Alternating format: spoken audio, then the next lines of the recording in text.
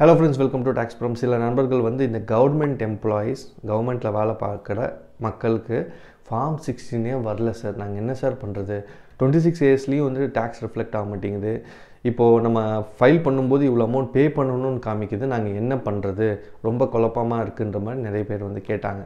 So என்ன, நீங்கள் ஒன்றும் கவலைப்பட தேவையில்லைங்க. போன வருஷம் ஃபார்ம் 16 கொடுத்துருப்பாங்க இல்லையா, அதில் டேன் நம்பர் இருக்கும், டேன் நம்பர் இருக்கும். அந்த நம்பரை வந்து நீங்கள் போட்டுட்டு உங்களுக்கு ஆல்ரெடி கம்ப்யூட்டேஷன் கொடுத்துருப்பாங்க, இந்த வருஷத்தில் எவ்வளோ வந்து மாதம் வந்திருக்கு, எவ்வளோ டேக்ஸ் அப்படின்னு சொல்லி ஒரு கம்ப்யூட்டேஷன் ஷீட் கொடுத்துருப்பாங்க.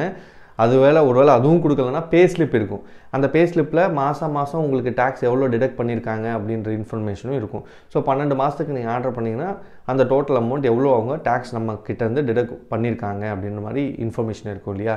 அந்த அமௌண்ட்டு போயிட்டு அந்த டேன் நம்பர் இது எங்கே போடணும்னா டேன் செக்ஷன் சொல்லி, தட் இஸ் டிடிஎஸ் செக்ஷன் இருக்கும். நீங்கள் ஃபைல் பண்ணும்போது அங்கே போயிட்டு இந்த டேன் நம்பர் போட்டுட்டு இந்த அமௌண்ட்டு போட்டுட்டிங்க, ஃபைல் பண்ண வேண்டியதான்.